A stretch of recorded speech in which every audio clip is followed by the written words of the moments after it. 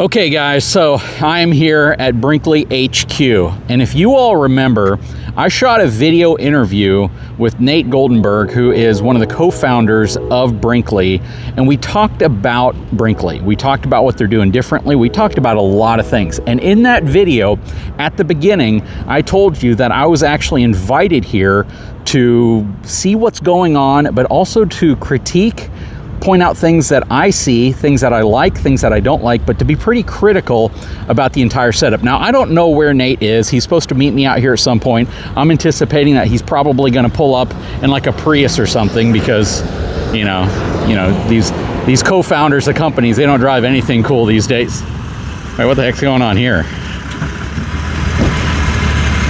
Hey, what's up, JD? Is this your truck? Yeah. You drove a dually? Yeah. You gotta be able to tow things. I thought you drove a Prius, man. Yeah. Man, this Have you ever seen our units? Yeah, seriously. Man, this is a beautiful truck you got. Oh, thank you. It's a 25. Just got it. Whew. You like it? I love it. I love it. What'd you have before it? Same truck, just a white one. Oh, so you're a Ram guy. Yeah. Well, that's a beautiful, beautiful truck, man. Well, you told me that I was free to come here and tour your facility and we could have conversations about what I like, what I'd like to see different, all of that stuff, and I'm here. Oh yeah, we're an open book. Anything you want to know, brother. You ready to get started? Let's do it. Let's do it, brother. All right, Nate, so first and foremost, again, I really appreciate you having me out here. This is an incredible opportunity because people have seen plant tours. You can go on YouTube and just type in any brand plant tour and it's going to take you to a plant tour. But we're going to try to make this one a little different because you invited me out not to do a simple plant tour, but to also see what you're doing, the way you're doing it, and provide feedback, which is going to be odd for me because I've never built an RV before. I've never started up an RV factory or plant and had to deal with that, but I've done a lot of plant tours. So it's going to be really interesting to get better context. So we're at Plant 7. Yep. And like I was telling him, you guys build plants quicker than Google Earth can update. So on Google Earth, it's just a big empty area depending on the time that you watch this video. So what goes on in Plant 7? So in Plant 7, it's our newest facility, 213,000 square feet, and we build Model G toy haulers in this plant. This complex is something that we greenfielded. We worked with Purdue University to lay the plants out. Oh. And one thing you'll notice when you come through our facilities is it's a combination of a plant but also a warehouse. So we bring all of our materials indoors, so everything's climate controlled. It's a big deal in the winter, especially when you're trying to build units without trim. Because everything's acclimated to room temperature, including the chassis, which is where it all starts. But it's a pretty neat facility, state of the art. You'll notice also there's hoists everywhere, there's lifts everywhere. We really protect our employees, and it's one of the ways we build quality is we don't beat their bodies up. We put them in a position to do a great job. So I'll show you all the things. Well, I am incredibly excited. Let's go ahead and kick this off by going through the magic door to the plant floor. Okay, so as we're walking to the front of the line, we're in front of this sidewall right here. So I see that there's a lot of tape measures going on here. Yeah. So tell me kind of how they're doing this right now. Well, in our past life, you would have a scheme and the girls would just, kind of put it on there to look similar. But here at Brinkley, everything is done with intention. And so they actually measure out all the graphics. So every unit is exactly the same. The spacing's exactly the same. And we actually start before wall set. We used to start when the walls were on the unit. Yeah. Yep. And then it kind of carries all the way down the line. And that's what it takes to do it right. So we have an exceptional team of girls that do it. So, well, this is interesting to me because one of the distinguishing features of Brinkley is the graphics. Yeah. And just the amount of detail that goes into this. And we just walked upon this. This wasn't staged or set up, but the amount of detail is absolutely incredible. Oh, yeah. And actually see this, in person is pretty phenomenal.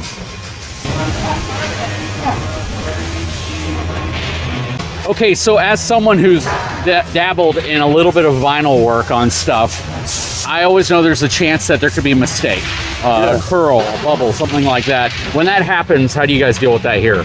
Well, the girls will try to fix it. I mean, if we can do it with a heat gun and it looks right and it's satisfactory for what they would want on their own personal unit, then we'll roll it. If not, we have them tear it off. And the girls don't get any heat from scrapping graphics. Oh, wow. The end result is we want good quality for the customers, so it's up to their discretion. But at the end of the day, if there's a hopper full of vinyl for the right reasons, we don't care. So that's a very good mentality. Yep.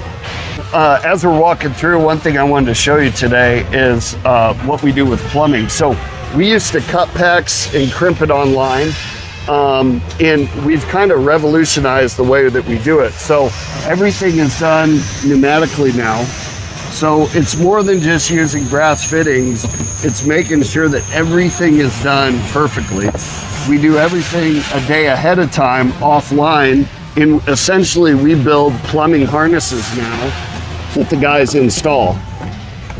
And it's how we got rid of our plumbing leaks completely. So I mean, we're not perfect. Sometimes it happens, but it's pretty close. No, that is pretty awesome and very intentional. I like how you're doing this.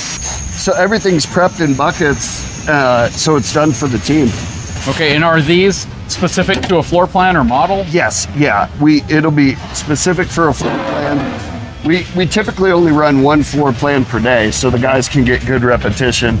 One of the biggest differences in our production process is we have parts prep, and then we have installers. We don't mix the job anymore because it takes the pressure off of doing everything right. Yep. So everything the installers have is handed to them. They don't even hardly have to come offline. You want to fix the ADD issue, you know, people forget where they are because they got to go grab a part, then something gets messed up. We try to keep them 100% in station. Yeah, so here's some more examples of plumbing harnesses. I just wanted to show you throughout the unit, everything is prepped for the guys. And it's the way that we ensure that everything's done right. See the placement, see the spacing. Okay, so Nate, we're walking by this station and you paused for good reason. I'm seeing Deutsch connectors on the end of things. What's going on here? Because you don't typically see those. You see those on high-end, like rigid off-road lights. You don't see those in RVs. Right. So, well, we were one of the first towable manufacturers to run full harnesses. Yep. And now the project that we've been on company-wide is we're trying to get everything to automotive connections, getting rid of Wagos. Our team does a good job with the Wagos, but when we can get to connections like this, it's just 100% every time. That's a watertight connection. It's a Deutsch connection, and it's a very expensive connection too. I know how much those cost. It is. Yeah. So it's a good investment. Awesome. Okay, so I see a lot of wiring harnesses right here, and this is a big Brinkley story because one of the first videos I did with you guys at your first plant was about wiring harnesses. Yeah. And you guys have absolutely stuck to wiring harnesses. So what's the benefit of a wiring harness? It takes the pressure off of our team. We used to hand run every single wire, right? And just a lot of opportunity for errors. So now everything is built to print. It's loomed. The connections are right. A lot of them are put on pneumatically. And for our guys, now they can lay the harness out. The routing is right every time. The colors are right. And we know 100% what's going into the unit. It's one more step towards automotive grade. Yep. So this is the entire wiring assembly for Model G, is what you're saying? This would be only the floor, believe it or not. Wow. This would only be the 12 volt, believe it or not. I gotta check something here. Oh my God. What do you think that weighs? That's heavy right there. Probably 80 pounds. Yeah. At least. Yeah. Wow. So when you talk about weight, the weight of wire alone has to be factored into the weight of an RV. It's hundreds of pounds. So this is the floor. There's a trunk that goes up the wall that connects the floor and the roof, and then those all come down into the DP. So this is one of 5 harnesses. So is this the heaviest of the 5? This would be the heaviest, the floor, for sure. Yeah. Okay. Wow, that is But then there's an audio harness. There's a lot of wires. So hundreds of pounds worth of wires. Yes. That's crazy. Which emphasizes why it's so important to get it right. I mean, there is so much to screw up. You know, when we restarted the company, we wanted to try to figure out how do we put our employees in a position to do it right every day. Electrical was always one of our top 3 warranty issues. This has helped a ton. I bet. That is absolutely insane. The weight alone shocks me. That's crazy. So what I'd really like to do is take a closer look at one of these frames. Let's do it.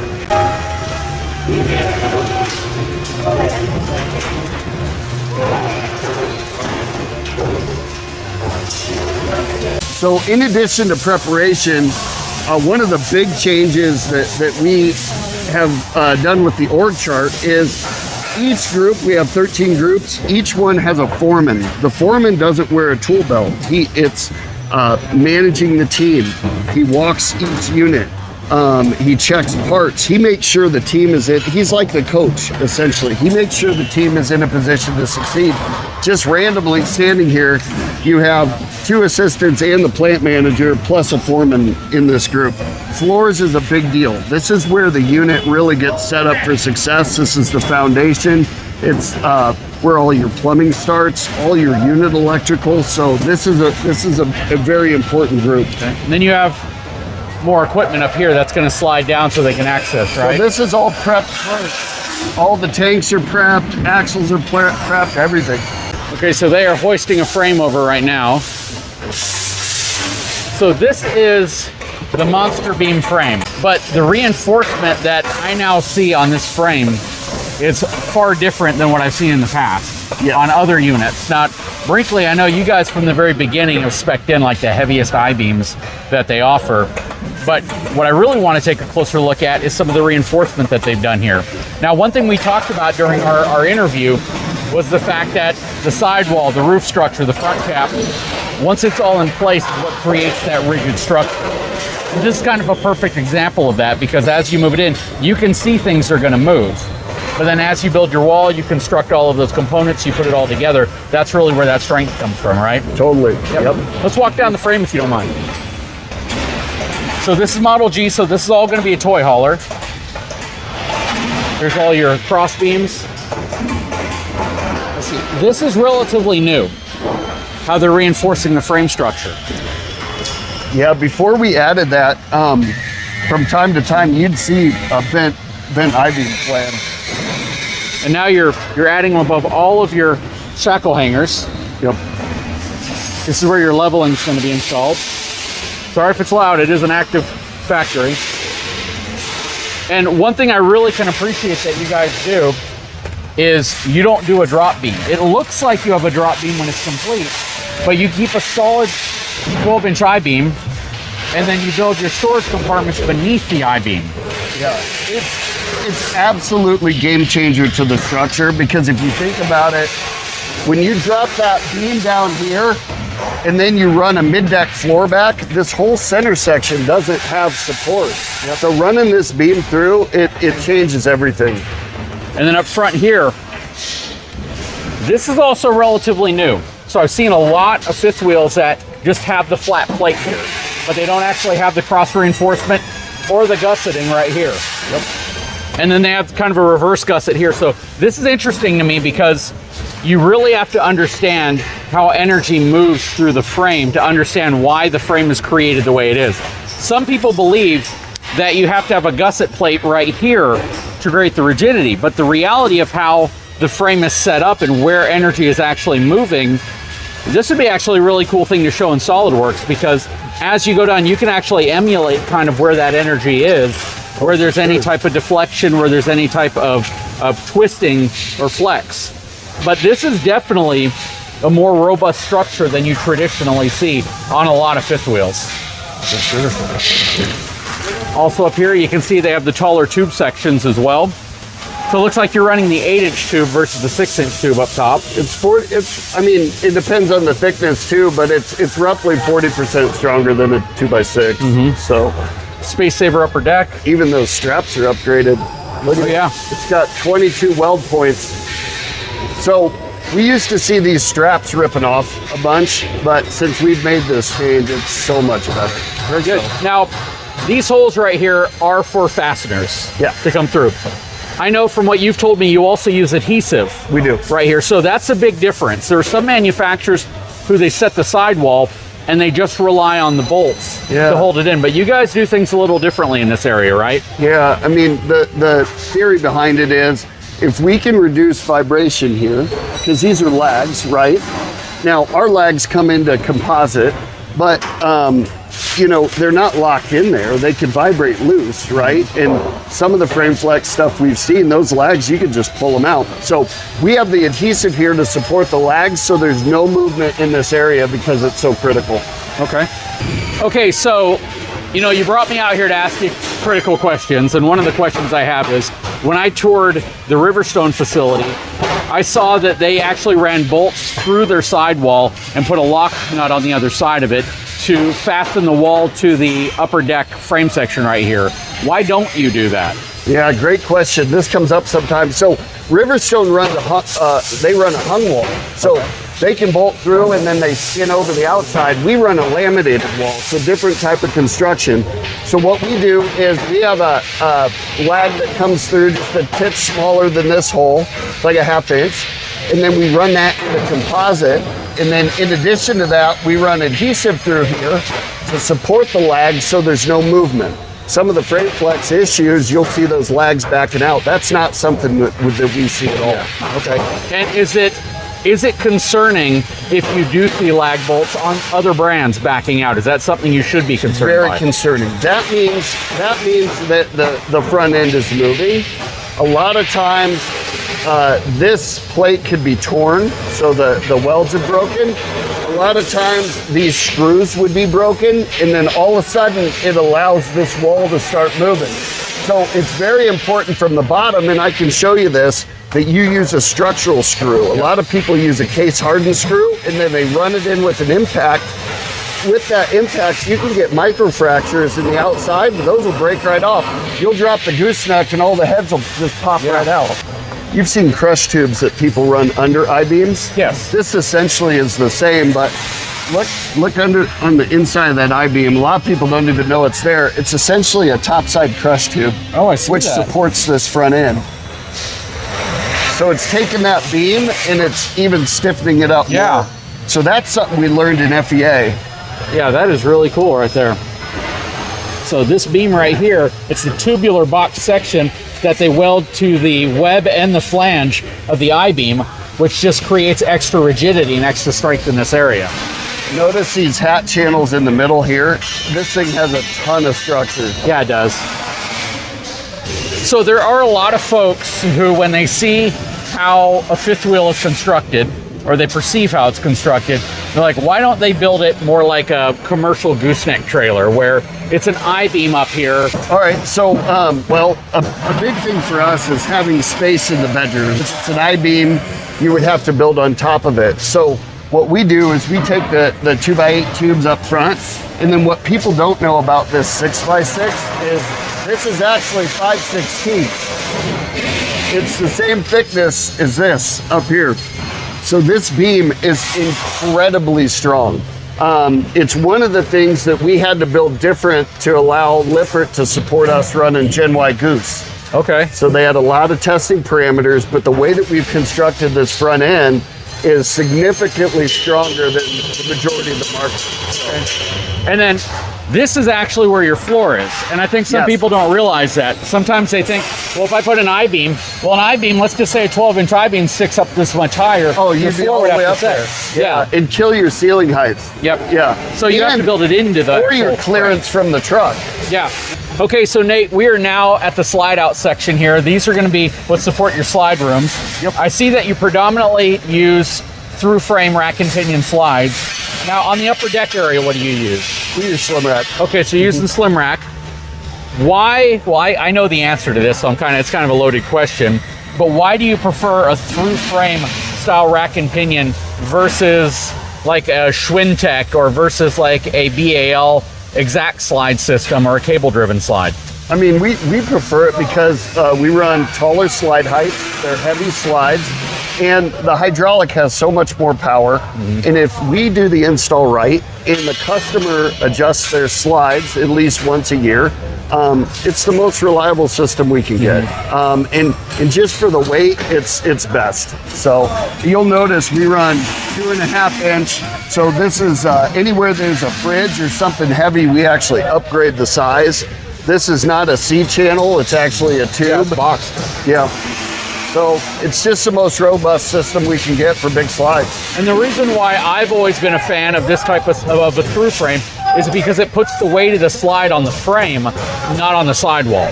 Correct. So that's one of my big reasons why I've always said I'm a big fan of rack and pinion slides over a lot of the technologies that require the sidewall to bear the weight of the actual slide box. Yep. We're gonna wrap this video up, and then we're gonna start on the main production line area where you're actually gonna see it start coming together. So this is gonna be a multi-part series, so please take a moment, subscribe to the channel, give me a thumbs up, and drop a comment below. I'd love to know what your thoughts are. What do you think they're doing well? What do you think that they could do better?